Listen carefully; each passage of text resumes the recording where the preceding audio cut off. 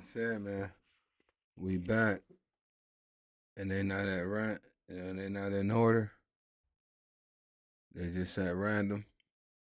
I got myself not looking pale. Y'all ready, man? I'm ready. Let's hit this like button. Let's get into it. For a guy who lived over a millennium ago, his predictions for our present era are terrifyingly accurate. If just one of these predictions happens to come true, humanity is totally doomed. So here are the top 10 scary 2024 end of the world predictions Made by Nostradamus, Part 3. First up is the Son of Man. Believe it or not, this dude from over 500 years ago actually predicted the rise and takeover of artificial intelligence. Now, many Nostradamus prophecies require you to read in between the lines a bit, seeing as the dude was attempting to describe things that would happen centuries later. Like, imagine trying to describe AI without even knowing what a computer is. But given the context of AI, his prediction becomes a whole lot less cryptic. In his passage, the Prophet of Doom describes how humans play God, attempting to create a being in our own image, one made not of flesh. He goes on to say that this unholy Son of Man will surpass its creators in all things, wielding an unseen influence which shall usurp the mantle of governments from their makers, casting a shadow on the destiny of humanity. Now listen to that passage again and just try to tell me that he's not talking about freaking artificial intelligence. Like, it's pretty incredible.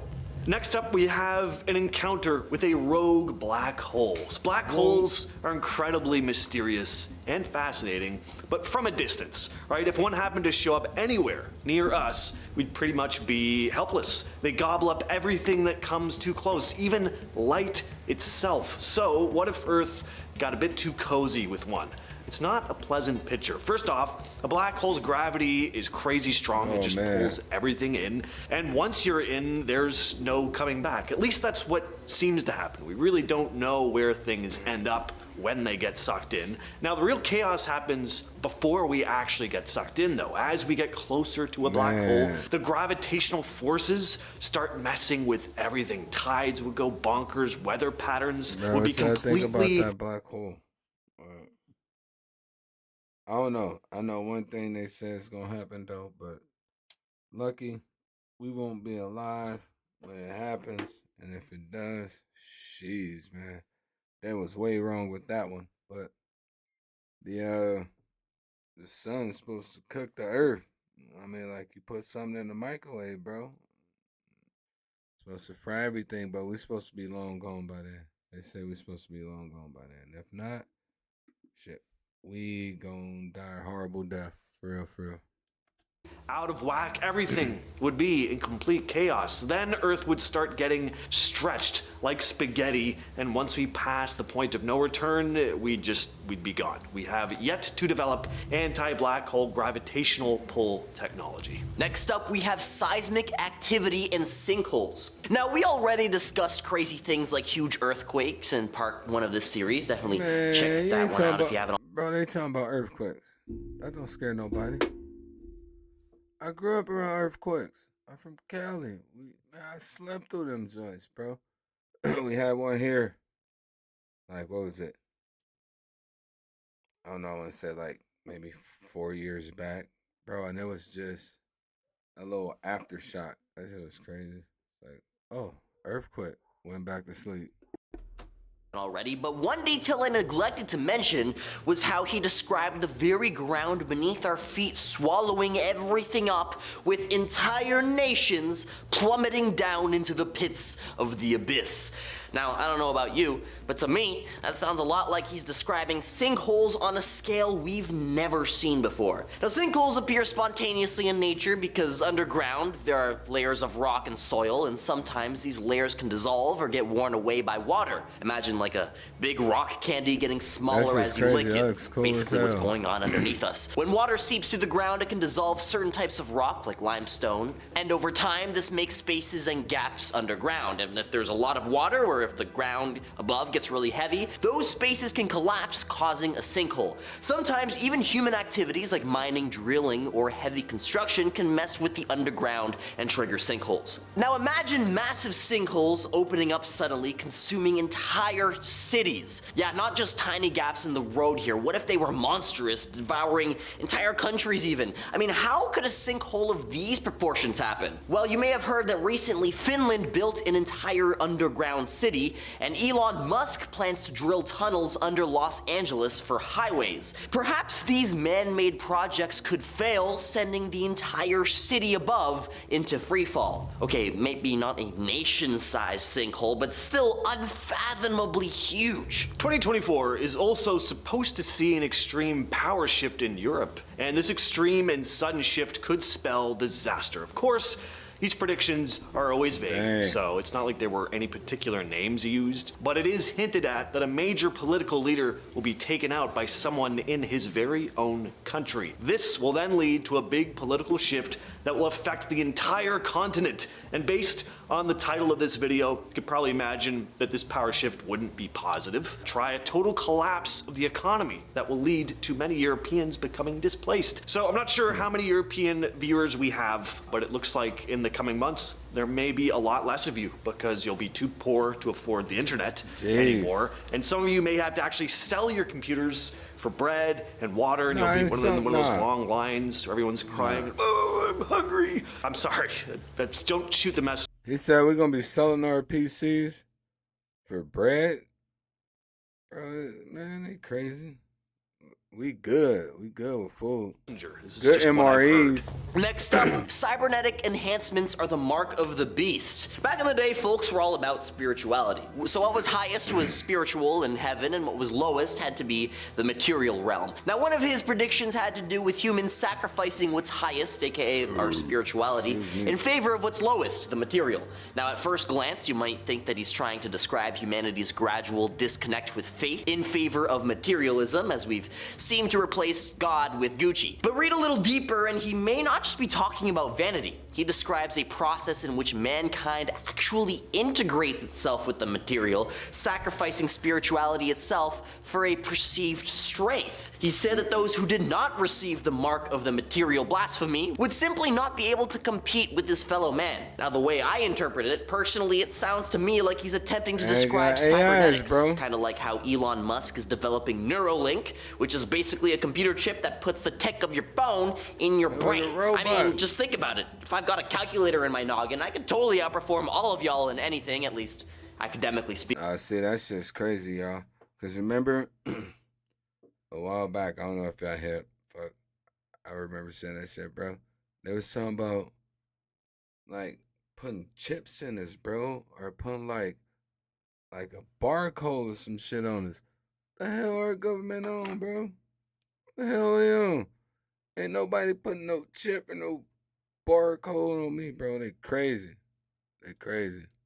Speaking, so it translates really well. As a matter of fact, pretty soon you might be able to transplant my entire head onto a lab-grown athlete body. I see, y'all crazy. I mean, that's pretty exciting. Next on the list, we have the bird virus. So we talked about the potential for a world-ending virus to rear its ugly head in the coming year for human beings, but what if there was one that started spreading across another part of the food chain? Birds play a pretty important role in the ecosystem. They help control pests, they spread seeds around, and without birds, what would bird watchers do with their lives? So, if a nasty virus hits... what would bird watchers do with their lives if it wasn't no birds? I don't know. Get a computer, start streaming, find something else to do. What's so fun about fucking bird watching and all that shit? I get it. I used to, be in photography when I was back in school and shit. I used to take pictures, be able to develop them bitches in the dark room and all that. But what's so cool, y'all, about taking pictures of birds? I don't know. I mean, I get it. It's a good picture, but I couldn't do that as a hobby. That shit would drive me crazy all day. Just taking pictures of birds. Nah, couldn't do it. Our flying friends and starts wiping them out. This would set off a chain reaction throughout the entire food chain, which of course goes all the way up to us. And most importantly, If the bird population drops, there'd be so many bugs, the birdies, they wouldn't be around to keep them in check, right? And birds eat plants, and that could mess with our crops and gardens. Less birds also means less seed spreading action, and that could also mess with the growth of plants. And let's not forget about the whole predator-prey thing. Birds have their own set of predators, like hawks or cats. Hawks are birds, so I don't know why I included that in there. But if bird numbers drop, it could throw off the balance, and some of those predators might start disrupting other parts of the ecosystem in search of food.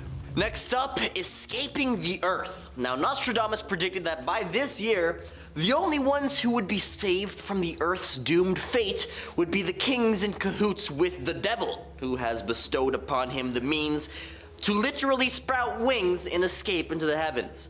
I mean, these are all metaphors, so we're not literally going Icarus mode. But you got— I'm definitely ain't getting in one of those that was just taking off. Them things got habits of blowing up.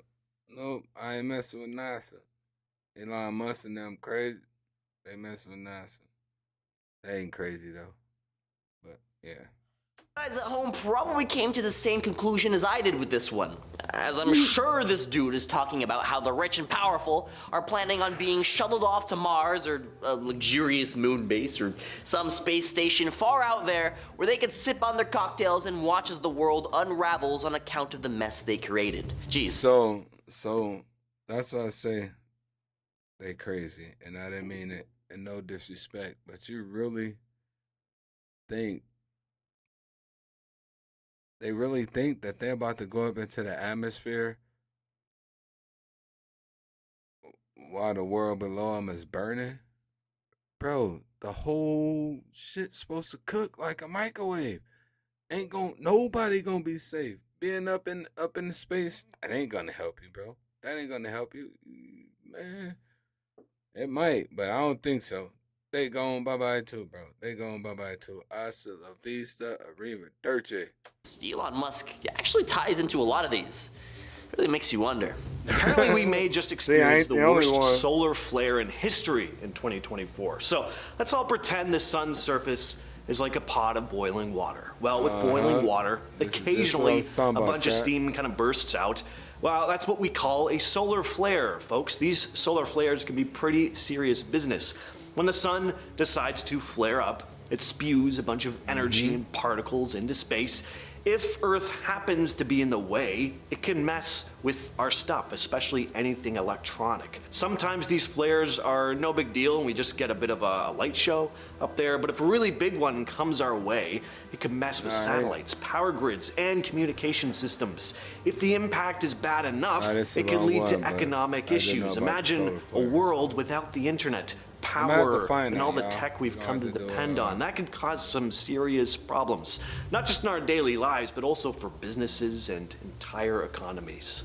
Ladies and gentlemen, let's talk about the Megalodon. And bear with me here. In the same passage about how humanity will create sons in our image to usurp us, he also talks about humanity wielding magic to give rise to the beasts of the past to devour us. Super bleak, but again, this is the prophet of doom we're talking about here. So how can this one be interpreted with the hindsight of the present, and how the heck does it relate to megalodons, you ask? Well, I'm sure you've all heard by now that scientists are attempting to use genetics to revive an ancient species that our ancestors drove to extinction. Yeah, not the megalodon, but by this year, we will have hit the undo button on the woolly mammoth, which is impressive, but not exactly a world-ending species. However, once Hey, didn't they? Am I tripping? But didn't they already? Well, I don't know if they dug up a woolly mammoth, but I do know they cloned one, but it didn't live that long. It was that. It was a woolly mammoth and a couple other, like dinosaurs and shit, but they didn't live that long, bro.